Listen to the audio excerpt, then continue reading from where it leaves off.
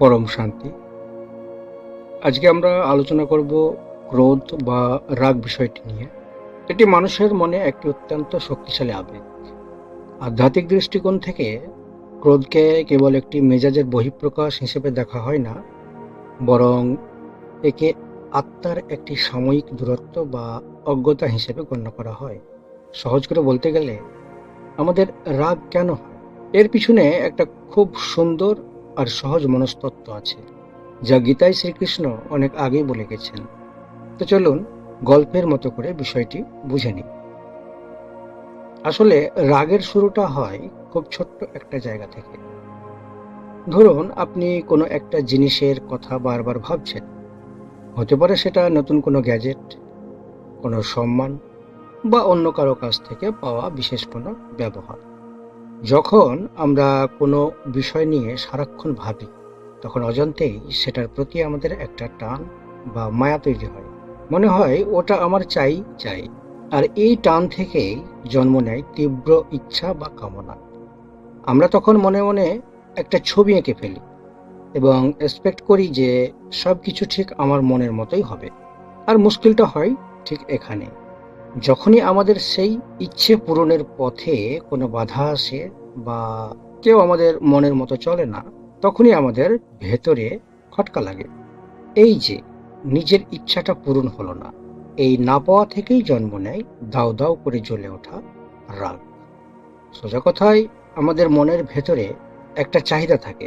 সেই চাহিদা যখন ধাক্কা খায়, তখনই সেটা ক্রোধ হয়ে বাইরে বেরিয়ে আসে। আর যদি কোনো কিছুর ওপর খুব বেশি জোর না খাটায়, তাহলে দেখবেন রাগটাও অনেকটা কমে গেছে। কি মনে হয় না ব্যাপারটি খুব সোজা? আমাদের এই রাগের পিছনে লুকিয়ে থাকে ছোট্ট একটা শব্দ, অহংকার, বা যাকে আমরা চলিত কথায় বলি ইগো। তো চলুন খুব সহজ করে বিষয়টা একটু আড্ডার ছলে বুঝে নিই।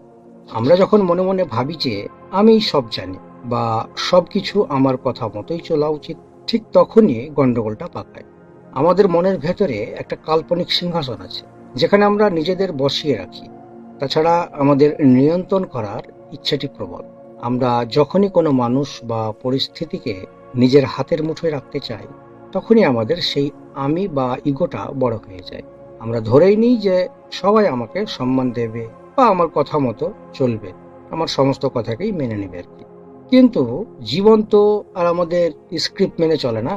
যখনই কেউ আমাদের উল্টো কথা বলে বা আমাদের একটু অসম্মান করে, তখনই আমাদের মনে হয় সাজানো সিংহাসনটিকে যেন কেউ ধাক্কা মেরে ফেলে দিল। আর তখনই আমরা ভাবি, ওর এত বড় সাহস, ও আমাকে এটা বলল। ব্যাস, এবার ইগোতে চোট লাগতে শুরু করলো। তারপরে জন্ম নিল প্রচন্ড রাগ। আসলে রাগটা সেই মানুষটার উপর যতটা না হয়, তার চেয়ে বেশি হয় নিজের গুরুত্ব কমে যাওয়ার ভয়ে। সোজা কথাই বলতে গেলে, আমরা যখনই নিজেদের খুব বড় কিছু মনে করতে শুরু করি, তখন সামান্য বাতাসেই আমাদের রাগের আগুন জ্বলে ওঠে। কিন্তু আমরা যদি মনে রাখি যে পৃথিবীতে সবাই আলাদা আর সবারই নিজস্ব মতামত আছে, তাহলে দেখবেন সেই ইগোতে আর চোট লাগছে না। আর রাগটাও তখন দেখবেন আপনার ধীরে ধীরে কমে যাচ্ছে। এবার ভাবুন, যদি আমাদের এই আমিটাকেই একটু হালকা করে দিই, তাহলে কেমন হবে? জীবনটা কি আরো শান্ত, সহজ হয় না? নিশ্চয় হবে। ক্রোধের অন্যতম কারণ হলো সত্যকে দেখতে না পাওয়া। আমরা যখন ভুলে যাই যে প্রতিটি মানুষ তার নিজস্ব কর্মফল এবং সংস্কার দ্বারা পরিচালিত, তখন আমরা তাদের আচরণের ওপর নিয়ন্ত্রণ প্রতিষ্ঠা করতে চাই। আর এই অজ্ঞানতা থেকেই বিরক্তি ও ক্ষোভ তৈরি হয়। আত্মজ্ঞানের অভাবে মানুষকে ক্রোধের বশবর্তী করে। আসলে রাগ হওয়ার পিছনে আরেকটা বড় কারণ হলো আমাদের অজানার অন্ধকার, বা যাকে আধ্যাত্মিক ভাষায় বলে অজ্ঞানতা।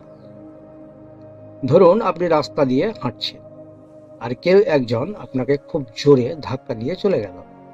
আপনার প্রচন্ড রাগ হবে, কিন্তু পরক্ষণে দেখলেন ওই মানুষটা চোখে দেখতে পান না। তখন কি আর আপনার রাগ থাকবে? উল্টো দয়া হবে, তাই না? এই যে রাগের পরিবর্তন, এটাই হলো আসল খেলা। আমরা কি ভাবি? আমরা মনে করি জগতের সবকিছু আমাদের নিয়ম মতো চলবে। কেউ খারাপ ব্যবহার করলে আমরা ভাবি সে ইচ্ছা করেই আমাকে কষ্ট দিচ্ছে।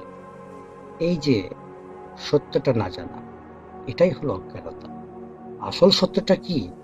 আধ্যাত্মিক চোখ দিয়ে দেখলে বোঝা যায় পৃথিবীতে প্রতিটি মানুষ তার নিজের স্বভাব, তার পুরনো অভ্যাস, যাকে আমরা সংস্কার বলি, আর তার নিজের জীবনের লড়াইয়ের মধ্যে দিয়ে যাচ্ছে। কেউ হয়তো ভেতরে খুব অশান্তিতে আছে বলেই বাইরে কর্কশ ব্যবহার করছে। আমরা যখন অন্যের স্বভাব বদলাতে যাই বা তাদের উপর নিজেদের হুকুম চালাতে যাই, দেখবেন তখনই আমাদের মনে বিরক্তি আর ক্ষোভ জমে। আমরা ভুলে যাই যে আমি যেমন আমার স্বভাবের দাস, সামনের মানুষটাও তার স্বভাবের বশবর্তী। সহজ কথা হলো, যখন আমরা আয়নার সামনে দাঁড়িয়ে নিজের ভুলগুলো দেখতে পাই না এবং অন্যের জীবনের আসল গল্পটা জানি না, তখনই আমাদের রাগটা বেশি হয়। নিজেকে চেনা আর অন্যকে বোঝা, এই জ্ঞানের অভাবেই আমরা রাগের দাসে পরিণত হই। মাঝে মাঝে কি মনে হয় না যে অন্যের পরিস্থিতিটা একটু তলিয়ে দেখলে আমাদের অর্ধেক রাগ এমনি জল হয়ে যেত? আসলে আমাদের রাগের আরো একটি বড় কারণ হলো কোনো কিছুকে মুঠোয় পুরে রাখার নেশা। একেই আধ্যাত্মিক ভাষায় বলে আসক্তি। বিষয়টি একটু যদি সহজভাবে বলি, দেখবেন আমরা যখন কোনো মানুষকে বা কোনো জিনিসকে খুব বেশি ভালোবেসে ফেলি বা আঁকড়ে ধরি, তখন মনের অজান্তেই আমরা তাকে নিয়ন্ত্রণ করতে চাই। আমরা চাই সে যেন ঠিক আমার মনের মতো চলে, আমার কথা শোনে, আমার প্রত্যেকটা হুকুম পালন করে। আসলে গল্পটা ঠিক কিরকম, ধরুন আপনি কাউকে খুব ভালোবাসেন। এখন সে যদি আপনার কথা না শোনে, নিজের মতো কিছু করে, তখন আপনার মনে একটা ভয় কাজ করে। আমি কি তবে তাকে হারাচ্ছি? বা সে কেন আমার কথা শুনল না? এই যে নিজের হাতের মুঠো থেকে নিয়ন্ত্রণ বেরিয়ে যাওয়ার ভয়, এটাই কিন্তু মুহূর্তের মধ্যে রাগে বদলে যায়। আধ্যাত্মিকতা আমাদের একটা খুব দামি কথা শেখায়, ছেড়ে দাও। অর্থাৎ কাউকে ভালোবাসা মানে তাকে বেঁধে রাখা নয়। তাছাড়া কোনো কিছুকে জোর করে ধরে না রাখার ক্ষমতা, এটার অভাবেই আমরা সারাক্ষণ অস্থির থাকি, আর সে কারণেই রেগে যাই। রাগের শেষ ফলটা কি হয় জানেন? রাগকে বলা হয় নরকের দুয়ার। কেন বলা হয় জানেন কি? কারণ মানুষ যখন রেগে যায়, তখন তার মাথার ঠিক বেঠিক বিচার করার ক্ষমতাটা একদম চলে যায়। অনেকটা যেন চোখের সামনে একটা কালো পর্দা পড়ে যাওয়ার মতো ব্যাপার। রাগের মাথায় মানুষ এমন সব কথা বলে বা উল্টোপাল্টা কাজ করে ফেলে, যার জন্য পরে সারা জীবন পস্তাতে হয়। এই রাগটাই আমাদের মনের শান্তি কেড়ে নেয় এবং আমাদের ভেতরে ভালো মানুষটাকে কষ্ট দেয়। সহজ কথায়, আমরা যত বেশি আমার আমার করব এবং সব কিছু নিজের কবজায় রাখতে চাইব, রাগ তত বেশি আমাদের জ্বালিয়ে পুড়িয়ে মারবে। আপনি যদি আপনার জীবনটা একটু আলগা হাতে ধরেন, তো দেখবেন রাগটাও আর অত সহজে আপনাকে ছুঁতে পারছে না।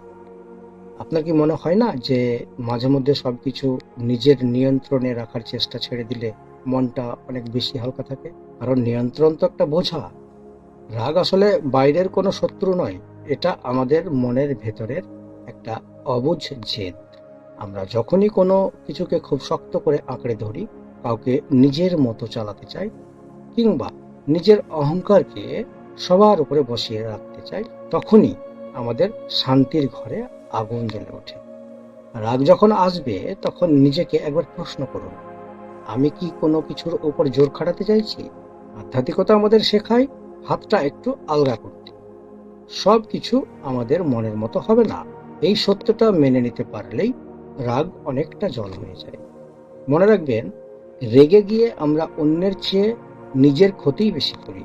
নিজের ভেতরের বিচার বুদ্ধি আর শান্তিকে টিকিয়ে রাখাই হলো আসল জয়। তাই আসুন জীবনটাকে একটু সহজভাবে দেখি। রাগ আসবে, কিন্তু তাকে মনের সিংহাসনে বসতে না দিয়ে বরং জ্ঞানের আলো দিয়ে তাকে শান্ত করুন।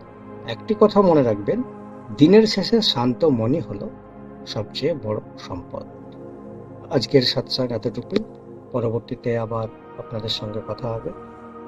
আমার আন্তরিক কামনা, মুক্ত হোক সমগ্র সৃষ্টি, স্থির হোক সকল মন, পরম শান্তির স্রোতে প্রবাহিত হোক সমগ্র মানবের হৃদয় স্থান। পরম শান্তি।